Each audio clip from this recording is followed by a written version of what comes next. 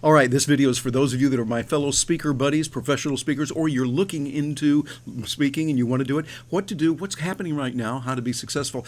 And a secret, inside this video, we had a major mess up that went on, things that can happen to anybody, and I want you to see how we handled it. This is going to be one for you to watch if you ever have any kind of oh whoops that happens and what to do about it. As I get a chance to be interviewed by James Taylor of the Speakers Summit, International Speaker Summit, part of the Global Speakers Federation. This is one you'll want to see.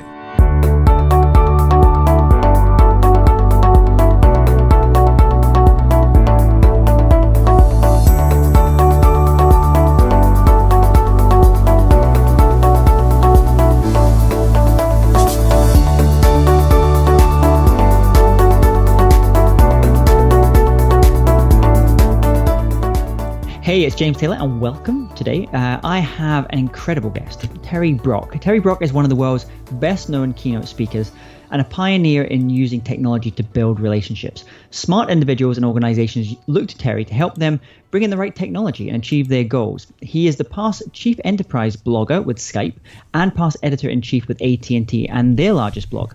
A professional speaker since 1983, in 2009, he was inducted into the National Speakers Association Speaker Hall of Fame. Now, this is an honor which recognizes those who've reached the very top echelons in our profession, and it's my great pleasure to have Terry with us today. So welcome, Terry. James, it is great to be with you. Let's make some magic today. Absolutely. So share with our listeners, first of all, what's going on in your world just now? Lots of things. You know, with technology, it's changing all the time. So you never get bored, you know. Try to keep up with it, sometimes a challenge. But like today, just as we're doing this recording, I'm working with digital currencies and with Bitcoin and tools like that. Yesterday and the day before yesterday and today, Bitcoin is hitting all-time historical record highs. So it's like, whoa, this is really nice. I mean, I'm seeing literally making $100 or $200 just on a little bit of money every day. Just from that, I think, well, that's not too bad. So, technology is one of those things that can be overwhelming. But if we embrace it with a longer-term view in mind, I think we can do much better. So you speak all over the world about technology and about how organizations, individuals can best use technology to grow their businesses, to grow their brands as well. I'm interested, where did the transition into becoming a speaker? Because obviously you didn't kind of start 18 years of age at college. I am a speaker. Actually, but that's a whole other thing. Just kidding. So where did the speaking thing start for you? Well, actually, for me, it started as I was out of the MBA program, and I was doing consulting, doing things that you do in business analysis, pro forma income statements, and cash flow adjustments and things like that, marketing forecasts, synergies, and strategies, and all that. And I saw that there were people that were using some tools, and I kind of taught myself how to use this tool called Lotus 123, which was really big at that time. Yeah, it was a real big thing that we could do it, and I've had a lot of accounting classes. So even though I'm not a CPA, a certified public accountant, I still showed a lot of them how to do it. And it was amazing. James, you should have seen it. We'd put a number in a cell, and I'd say, now watch this. If I change this number, it'd ripple across the screen. And that was a big deal. I mean, actually, many of those CPAs came dangerously close to actually having an emotion. It was amazing, yeah. Yeah. So I started with that, and I was showing people how to do it, and I realized I've been showing a few here. I could start doing some speaking on this. I saw there was a class that was offered. They needed an instructor, and they say, we've been looking for somebody with Lotus 123. Well, here I am. I can report for duty, and so I did it and started working with that, then learned others. And after about 5 years, I had a wonderful opportunity speaking up in New York.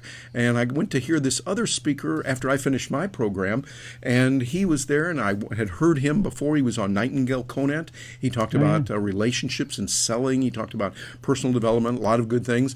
And I asked him if he was a speaker. I said, hey, I'm a speaker as well. He said, well, are you a member of the National Speakers Association?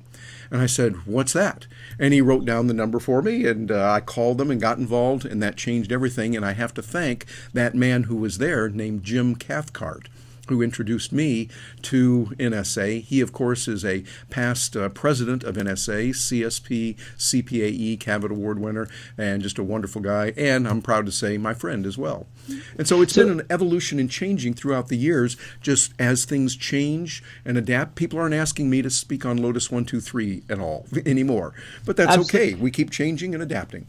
And in those early days, who were your role models as speakers? Who were you kind of listening to or trying to go and attend their talks and see how the craft of how they were presenting, but also how they structured their speeches? Well, I grew up as a kid in an environment where we would go to a lot of religious services, and so there were a lot of very charismatic kind of speakers. And by the way, charismatic literally in the spiritual sense as well as in the sense of they had a lot of enthusiasm. But I saw that, and then after I got out of undergrad school, I worked for a year before I went back for my MBA, and I was listening to a lot of audio cassettes.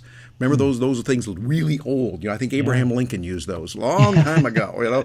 And I would listen to those driving. I had to drive one way to each 1 hour each way to work, and I would just cram my mind full of good information from Success Motivation Institute. That was the name of the company that produced a lot of audio cassettes. So I listened to people like Napoleon Hill, Earl Nightingale, and eventually I got the chance to hear people like Brian Tracy, who is, of course, an NSA member and a wonderful man that I've gotten to know. And so just all kinds of people I find became my mentors. And I think it's one of the beauties of doing it right. Your mentors can be people that you know personally, but also you can learn a lot from those through books, through audio, etc. And today, with our technology, it's even better. So it feels like you go back to those kind of previous times where it was like cassette tapes, and then it obviously progressed like DVDs and things now. And it feels like we're at a point where there's the top speakers, they're producing so much other content apart from them just being on the stage as well. When you're talking with your kind of fellow speakers, how are they, the ones that you see that are really like on it and like yourself, that kind of get this? How are they seeing this as an opportunity or as a danger? That, okay, well, I need to like just focus on my keynotes and let all the other stuff happen somewhere else, or I need to jump onto this. How are they thinking about it in a more strategic way? Well, I think the really successful speakers are like really successful business people in any area. It goes back to, who was it? Theodore Levitt that wrote that article, famous article in the Harvard Business Review back in the 60s. He said the reason that the railroads went out of business and had trouble, had real challenges, was because they defined themselves as being in the railroad business. And they thought, yeah, we're in the railroads, we're going to do it through railroad, etc. Whereas they should have said, we are in the transportation business. And I think that's the key. You've got to redefine. If we say, I am a speaker, that is what I do. I go here, I speak, they give me a check, I come home. Well, you're going to be real limited there, Sparky. It's going to be a tough one because they might not need that. But if you define yourself, which I've said for a long time, we need to define ourselves as communicators who solve problems. We are communicators. That means, yes, we speak. I think that for at least the next 537 years, I'm going to keep doing that. I want to keep going for that long. And then for the next 700 after that, it'll be even something different.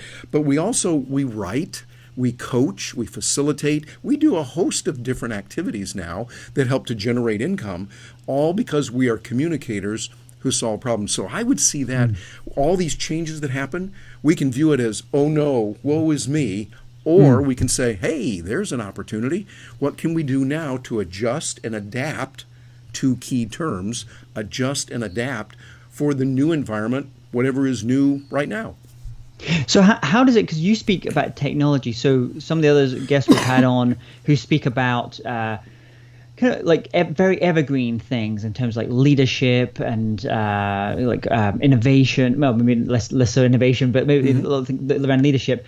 Something like technology, it feels like you must have to recreate your keynote every 6 weeks or something. Day. So how do you do that as a speaker? So because people are obviously bringing you in to tell them this is what's happening now and this is where we're going as well. How do you kind of get your head around that from constructing a signature talk, or do you have a signature talk, or do you just have something and then you just have to really adapt it as time goes on? Well, it really helps since I gave up sleep. When I gave up that silly little thing that I was just wasting my time between 12 at night and 6 in the morning sleeping, other than that twitching that comes now every so often. No, in all seriously, no, you need to get your sleep. What we've got to do is we have to continually adjust, and we've got to continually say, okay, where is it that the market is looking for help now? And I think even if you're talking about leadership or innovation, really think about it, James. A message that would have worked, let's pick a time in, say, the 1880s on leadership would not necessarily be in tune with us today. Something that worked in the 30s wouldn't work, in the 50s or the 60s. And I would say there's new material coming out on topics that we might think are always evergreen, they never change. And yet the principles do stay the same. See, there's the difference. The principles are staying the same, but you have different ways of addressing it. And what you can do is, let's say I'll use your example there of leadership or innovation. What you can do is you can go back to principles of innovation that worked, say, 3,000 years ago. How did they do it with the pyramids? How did they do it in Rome, ancient Rome? How did they do it at the founding of the United States? Or how about when we were able to smash those Brits and get them out of here? Or something like that. You might want to rephrase that a little bit over in the UK. In the UK, they might not like that one. So they might not care for that. All this thing about tea in Boston or something. It's something about there, the tea and the Boston and then fighting them and all that kind of stuff and everything. So, but I think what we've got to do is I think we can treasure and learn a lot from the lessons of the past. And then we take that and bring them into current situations to say, by the way, did you see what Tesla is doing or what they did last week? Or you say, look what Apple did on this. Or did you see what Google is doing this? You find current companies today, organizations that are out there today and what they're doing. You can also relate to whatever. Let's suppose someone's a diversity trainer. You could say, look what Harriet Tubman did in the Underground Railroad when she freed blacks who were slaves that were escaping and how she helped on that. Think about how we can do that with diversity today. What's going on? It's not the same kind of problems, but we have different issues in human nature. There's always different issues. So I would say a speaker can really remain current. Even if they've got a topic that seems to be evergreen, that's good, but spice it up. Make sure you're using current examples so that people today will be able to relate to it even better. And one of the things you talk to organizations about is how to use technology specifically on building relationships. Yes. So if we think about as a speaker, as a professional speaker, what are the key relationships you need to be thinking about? And then what are some of the ways that you've seen speakers use technology very well to build relationships with each of these different types of audiences? Oh, well, there's a lot. Like you said, there's a lot of audiences. Like, for instance, you want to have an audience of your customers. That's going to be important, the prospects, etc. A real strong audience is your colleagues. That's where the Global Speakers Federation comes in, being able to connect with people around the world that even though we might speak different languages, we do things a little differently, we have some different ways of thinking. That's okay. We have that commonality of being speakers.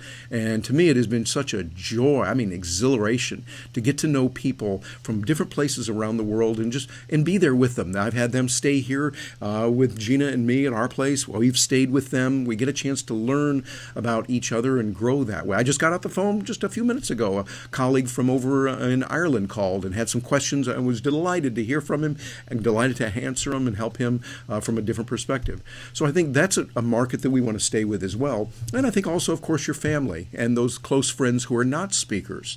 I think too often if we're only around speakers, we can start getting a little tunnel vision.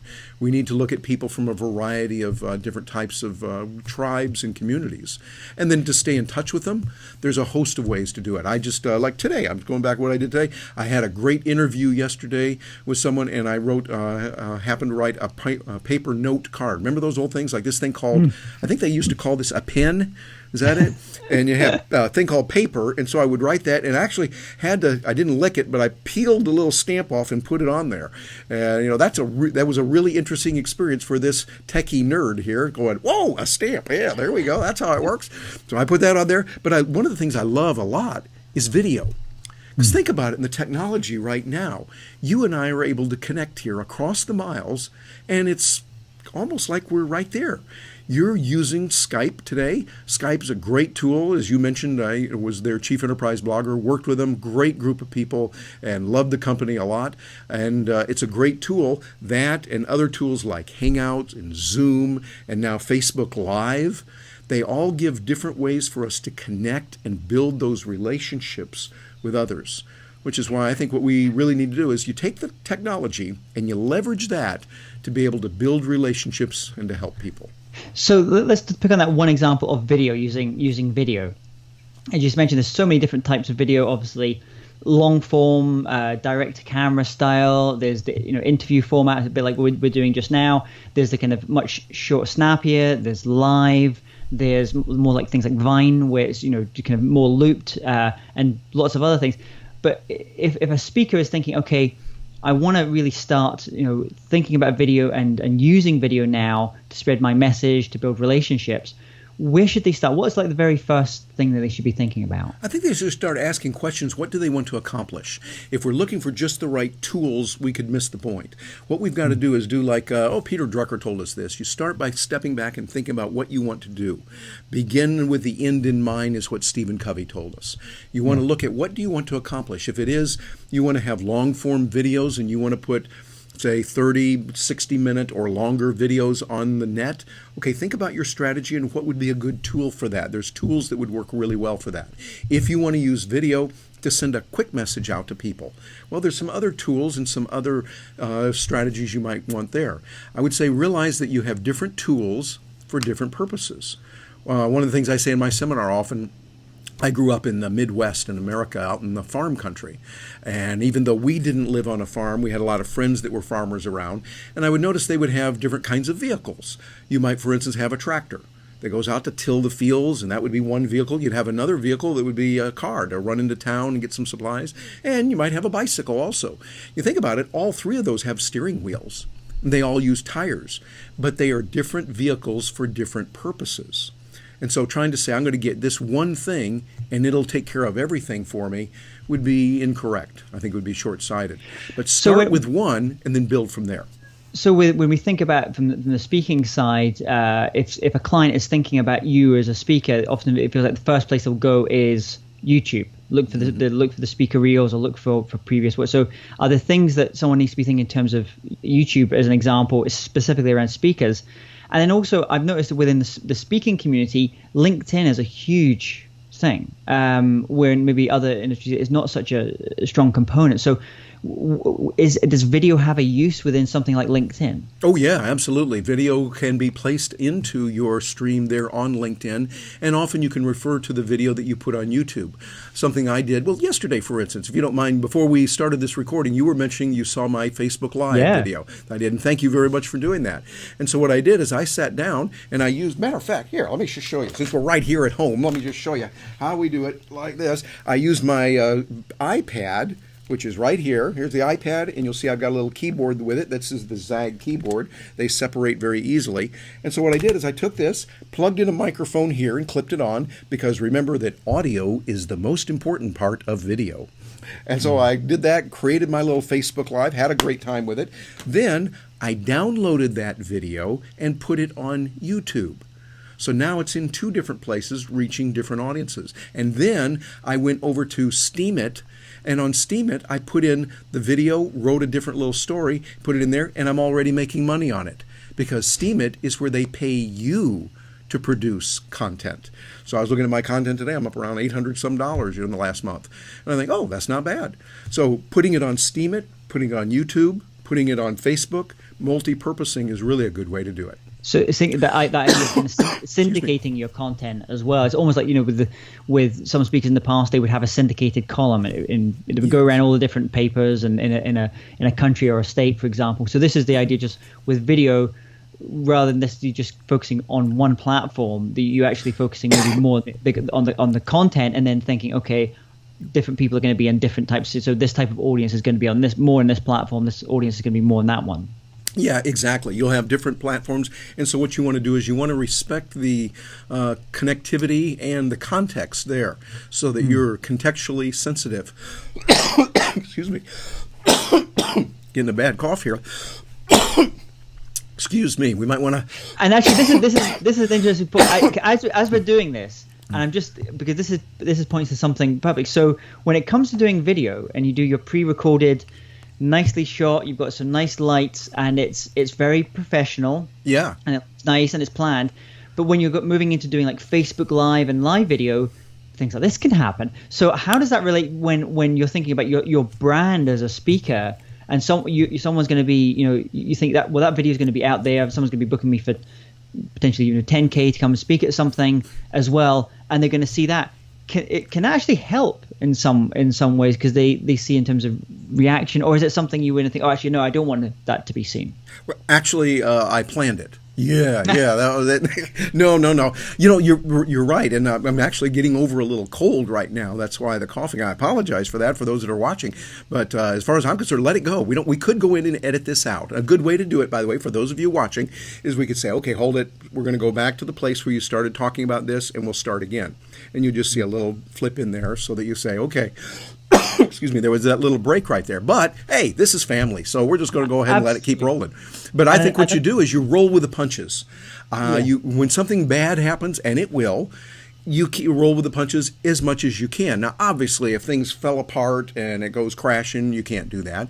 But if you have a plane go by, or you have some noise, or something happens, little children come in the room, it's okay. You can decide, do you go with it or not? There was a recent video that was very popular on YouTube where it was over on the BBC, and a person was talking, and then in walks his 3 little children. They didn't know, but it became a hit.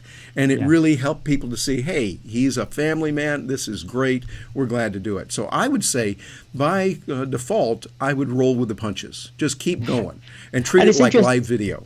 And it's interesting, like having those different types of content as well. And I've noticed the same in the music industry, where before it was very, stage type of shoots that you would do for like a promo video or something. And now what people still want that, and that's a big part of what you do. But you also you want those kind of behind the scenes things as well. Yes. And I've noticed a little bit of that happening within speaker reels, where previously most speaker reels were just, that person's 30-minute talk or keynote, and they maybe take selected items from that.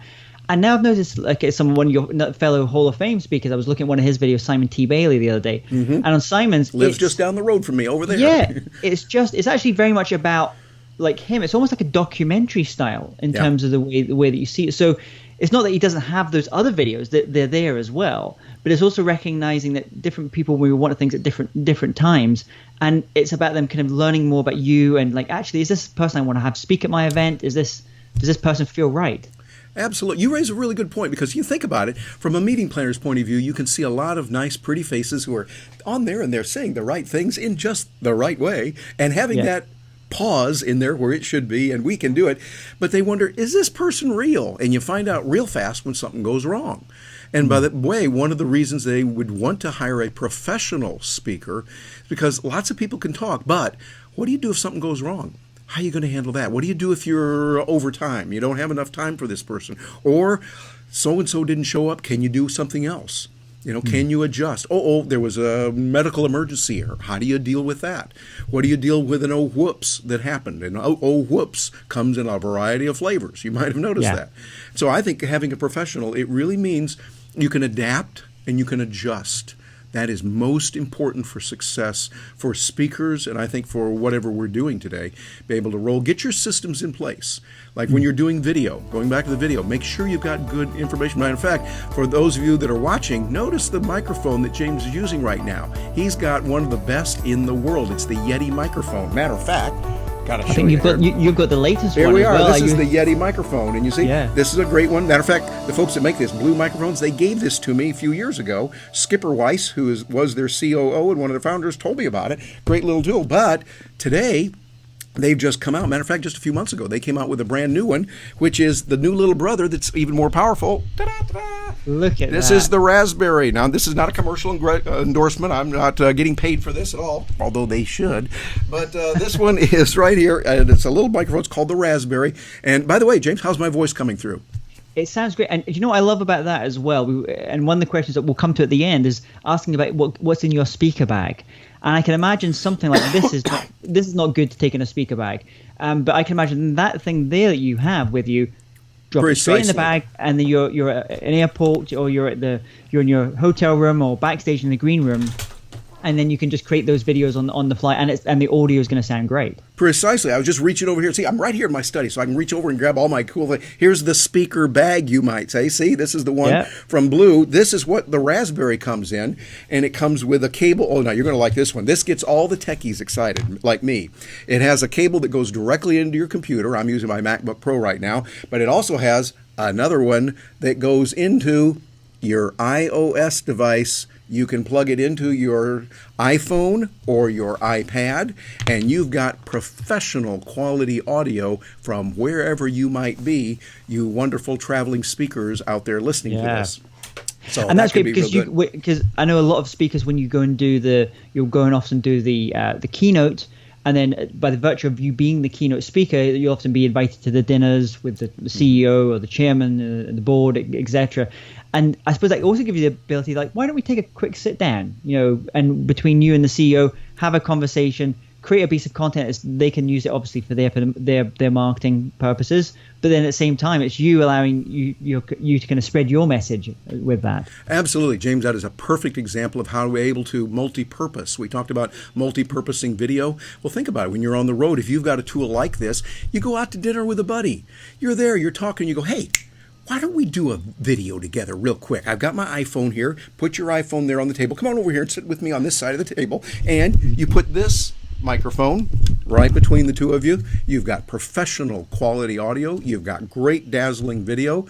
And you're doing it right there, man on the street kind of thing, in the restaurant, talking to someone, getting some good feedback. You're creating product. You're creating goodwill. You're giving content and giving real value to the world. It's a good way to do it. And I guess what's happening with that is what we're both saying here is just relax, enjoy the video thing. Make sure you have great, good equipment, like we were just talking, so it sounds good, it looks good as well. Yep. But try different things, find out what works for you. And I know in I believe it's in the next few years, we're going to see between 3 and 5 billion new people coming online for the first time. They're going to be typing in things, and they're going to be looking, and video is more and more is the thing that's searched for. So the fact that you're there and you're creating that video all the time, just kind of getting over. So we talked about that. Is a couple of other tools. What other tools as a speaker do you find really invaluable? I find, of course, really, really fast access to the internet is a core. Wherever you go, I would choose a hotel, given a choice, based on internet speed. And I would say, how fast is it? And they'll say, well, it's very fast. We have fast internet. I go, great. What is your megabit speed up and down? And I know I might be getting a little bit techie, and if they go, I don't know. You go, hey, I'll show you how. You heard of a thing called a browser. Go over to speedtest.net. Speedtest.net, and let me know, what are you getting there? What kind of speeds are you getting? And I would look at that. For instance, I know one hotel out in Vegas, the Cosmopolitan, made it a real point to install the necessary infrastructure so they have very high bandwidth in their rooms. And that way they let that be known, and they know there's a lot of people that really value that, and that's a market niche, and they will win out over that. Other places are doing the same thing. So that's one tool that you would get. I would also have many tools. Let's see, for instance, one that I've got I still like to use is my little recorder. This is an older one, but it's a little voice recorder. It gives me the ability to quickly just tap a button and make a quick audio note. It's also real good when I'm trying to memorize something. I can, instead of playing it or trying to have someone else watch it, I just record it on here, whatever it is that I have, and able to listen back very quickly. This is the Olympus WS822. And I guess what that's useful for, I was speaking to another one of our guests who was running an event recently, and Brian Tracy was talking at it. And Brian said, let people into the knowledge that he's written 84 books now.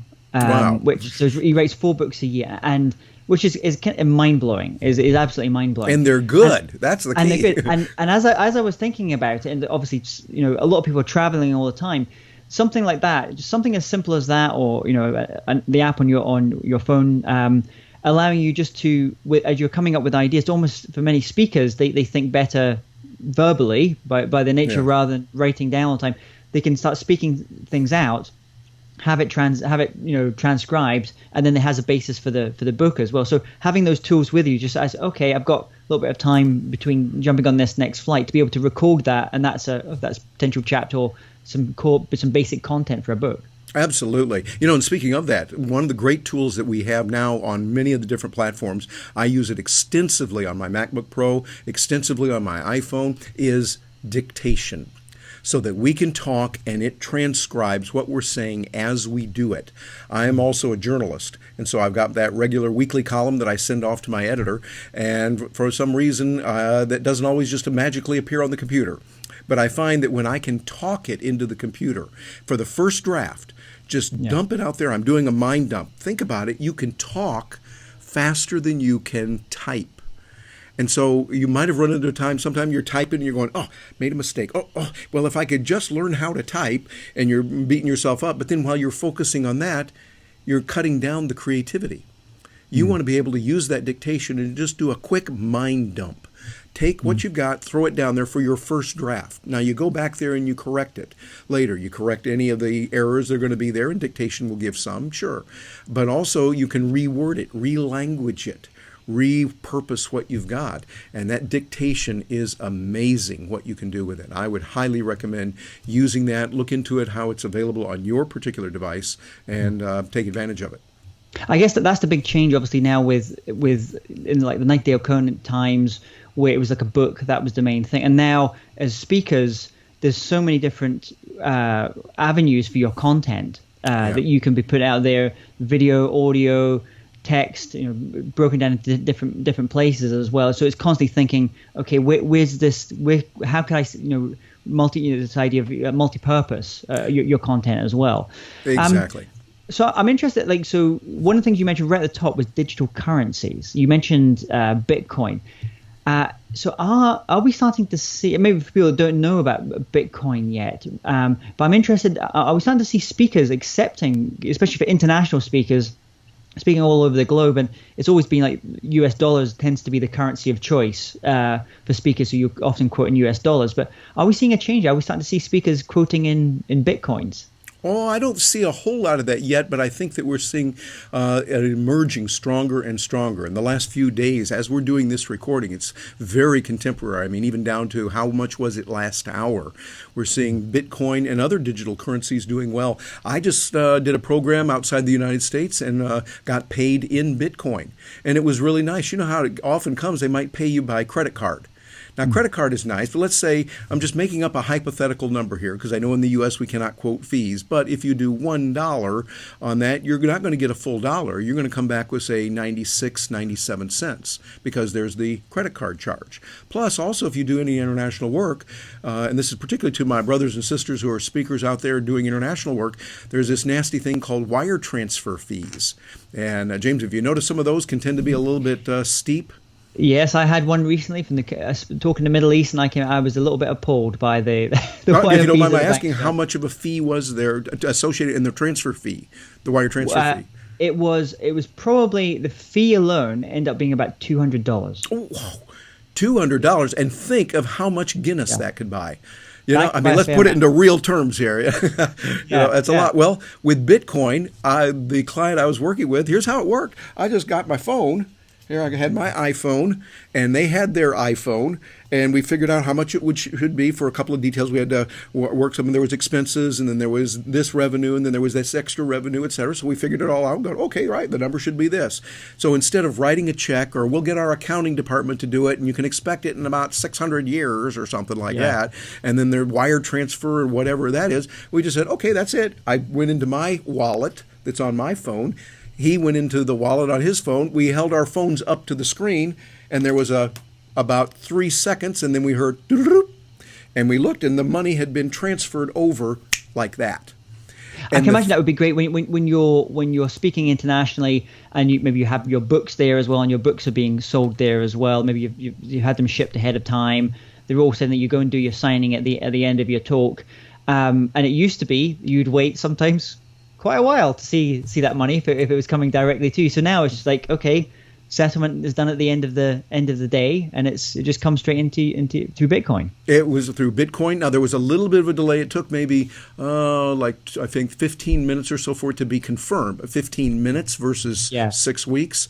And there was a charge. I think the charge was something like $1 or maybe $1.50 was the charge on that. Not really bad when you get down to it. Now, Bitcoin is one of the currencies. It is the most popular, but there are many other altcoins, as we call them, alternative coins that are out there that are competing with each other. And I think the competition helps people to get better, and it helps coins to get better too, and the market determines which coin is going to be used.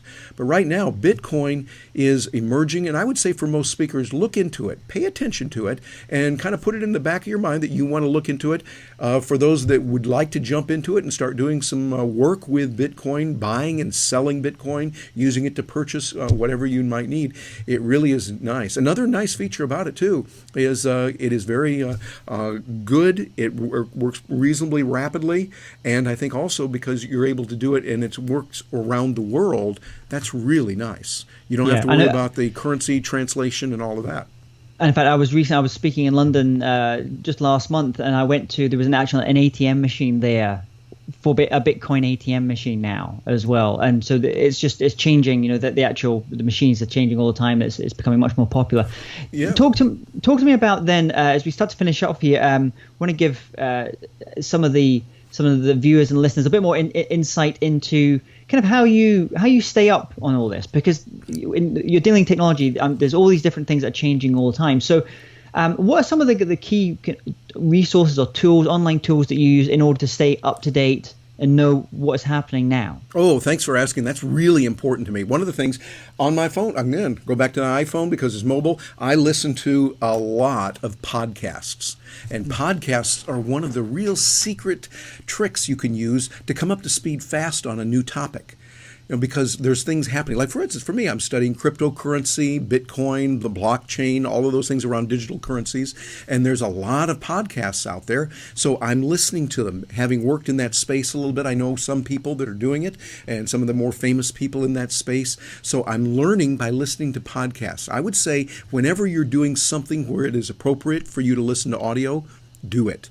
And don't listen to just the radio station. I mean, that's okay, but come on, you've heard those songs before. How about use something that's going to nourish your mind and help you do better in your business? Help you to serve your clients. And I guess as well, one of the great things about podcasts, apart from you can be listening as you're doing other things, you're at a gym or you're out in the car or something, traveling, is that with nature of podcasts, if someone's going to write a book on something, by the time it comes out, it's often out of date. Yeah. But with podcasts, often they've just been recorded maybe the week before or 2 weeks before, so it's very, very current then. Yeah, exactly. And similarly with YouTube. So that, for instance, one of the smartest things I did is about 9 years ago, I got rid of TV. No TV here, and got canceled cable, none of that. And what I've been doing is watching YouTube. And now Gina and I will sit down, and in the evening, we watch a bunch of YouTube videos that are really good, that feed our minds. We're watching Reason TV. We're watching Stefan Molyneux, people that are like #1 philosophy podcast in the world, watching him. Watching all Gary Vaynerchuk has some really good videos out there. Watch something like that is a whole lot better than just some inane sitcom that might be out there, or even worse, the news. I'm jumping up on my soapbox here, but even though we need to be updated on what's going on, but with news on TV, they get paid for having eyeballs there and selling those commercials. So they want to make it really emotional. This just in, this breaking news, we're breaking it to you right now from here. We don't care about that. How's that going to really affect me? And someone yourself and many of the speakers that are on this, that have been a guest on this summit, and also that are watching and listening to this just now, you're being paid because you're thinking out of the box. You're thinking in a different way. And so you kind of need to, if you're watching the same things that everyone's watching and listening to, then it's very difficult to find those unusual things and unusual angles and different paradigms. That's right. And that's, again, another reason why you want to be involved in the international community. Because with the international community, you're getting a chance to hear people that think a little bit differently. They're reading a little bit different kind of information. They're looking at life from a different way. And so you listen and go, I never thought of it that way. That's good. Well, everybody here is talking about that way. Well, we hadn't thought of it here. Now you have an advantage when you tap into the resources of the international community. It's really a good thing to do. So you're about to head out the door. You're going out to go and give a keynote. You're about to head to the airport. What is in your speaker bag? What is you make sure is in there every single time? As you Everything I can cram and poke in there and get in there. And then get in there. No, I find that there's a variety of things. I do carry my iPhone, of course. I'll carry my iPad, and I usually carry my MacBook Pro. People might think, oh, I don't want all that. Well, I would rather have that than not have it when I need it and when I can bring value to a client, or it can make my life a little bit richer. So those three help me a lot, and it's a nice thing. I'd rather do it that way. And then we also have a nice thing called roller carts. You know, this Wheels 1.0 was a really good thing that Og invented back years ago in the cave. And so get the roller carts. You don't have to carry it on your back, but I'll do that. And then I also carry, here for instance, an example. I have a little eye shade. This is really nice. This one is from, what's the name of the country? Nidra, Nidra. Really nice. I've been putting this on, and I'll put this on those flights, and it just kind of puts me in my own little world. And, here we go. Here we go. We're getting really intimate here. I get some little Max ear gel, little silicone gels. I put these in my ears, and it automatically seems like just silences not everything, but probably about 98, 99% of the noise. Because I think we as speakers have always, somewhere along the way, have been in that hotel room where there was that real noisy bunch next door. And you need to get some sleep. And often when you're speaking at a conference, you know, maybe all the employees of that particular company in that conference, and this is a big thing, and the traveling sales conference or something, and you've got the keynote, you're giving the keynote the next morning, and they're out, or maybe it's the last day, and they're out partying. Yeah. And unfortunately, you have to be up early the next morning to give that keynote. So yeah, that actually, simple things like that, you know, make a lot of sense. I know you speak a lot, and you're on the road a lot speaking. So these little things like that are actually really invaluable. That can be really helpful because that's good, of course, in the hotel room. It's also good on the airplanes. Yeah. You know, we know that the noise on the jet engine, you do an international flight, one of those long 3-year flights, like from Los Angeles to Sydney, that is a 3-year flight. At least it seems that long. You know, putting those little earplugs in are really helpful. And then, got to show you one more here. Little tool that I use, I put the earplugs in, and then I will also use some headphones like this. These are the Plantronics headphones that they gave me. Noise canceling, really nice. When I put those on, and I put the earplugs in, put these on, put my little eye patch on, I'm out of here. And it makes it really nice. And then what when you actually get to do you have in terms of your presenter, your clickers and yeah, I've got a little clicker that grows the remote, you know, and it advances the slides.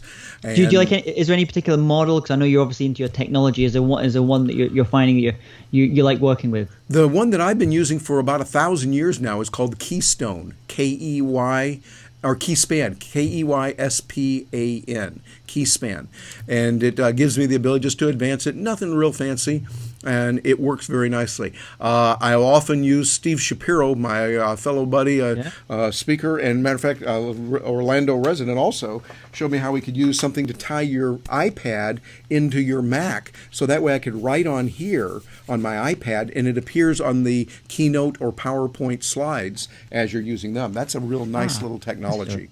It's built into Keynote on the Mac.